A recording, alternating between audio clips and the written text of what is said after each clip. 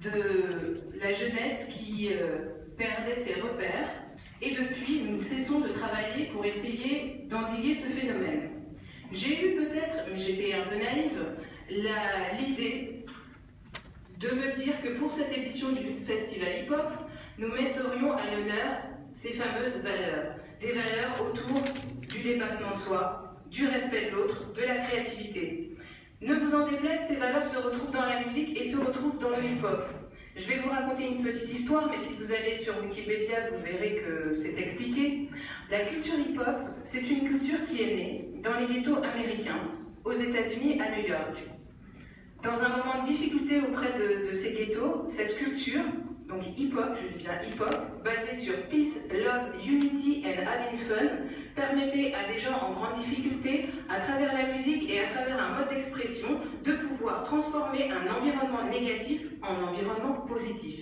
J'ai eu peut-être la naïveté de penser que nous pourrions peut-être essayer de faire ça ici à Orléans. Et c'est pour ça que j'ai choisi cette direction artistique.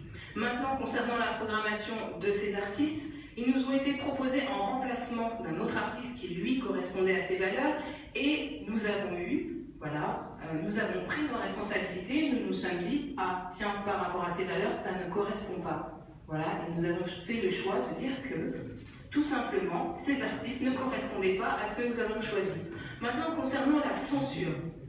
La censure, c'est quoi? La censure, c'est empêcher des gens de s'exprimer. Lino et Alonso, on n'a pas du tout, à aucun moment on les a empêchés de s'exprimer. S'ils viennent demain à l'Astrolabe, s'ils viennent dans un concert privé, s'ils viennent à Orléans, on ne les empêche pas de s'exprimer. Simplement, nous avons choisi une direction artistique et ils ne conviennent pas à ce que nous voulons faire présentement, c'est tout. Et la deuxième chose, c'est que vous parliez effectivement du fait que le rap, c'était pas une expression de midinette entre guillemets, et que le rap était revendicateur. Très bien. Regardez un petit peu au niveau de la programmation, vous verrez qu'il y a notamment le groupe La Rumeur, qui est connu pour ses positions politiques, pas forcément en adéquation avec notre majorité, et que eux n'ont pas été déprogrammés, eux ont bien été validés, et eux joueront bien au Festival Hip Hop Orléans. Voilà.